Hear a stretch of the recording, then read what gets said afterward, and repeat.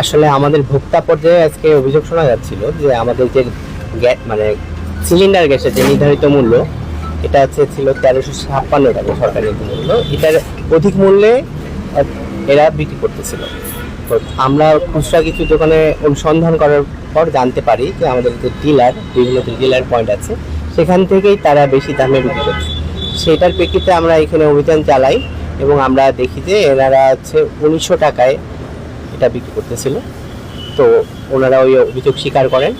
ভোক্তা অধিকার সংরক্ষণ আইনের 40 ধারায় বলা আছে যে ভোক্তা পর্যায়ে সরকার যে নির্ধারিত মূল্য করছে, মূল্যের অধিক মূল্যে যদি কেউ কোনো পণ্য বা সেবা বিক্রি করে, তো সেইটা হবে অপরাধ এবং সেই অপরাধের জন্য আমরা তাকে 30,000 টাকা অর্থদণ্ড প্রদান করেছি। এবং আমরা দৃঢ় প্রত্যয় ব্যক্ত করতেছি, সিরাজগঞ্জের মধ্যে এরকম যদি আরও কোনো কেউ নিজেদের মাধ্যমে দাম বৃদ্ধির চেষ্টা করে, আমরা সেটা রুখে দেওয়ার চেষ্টা করি।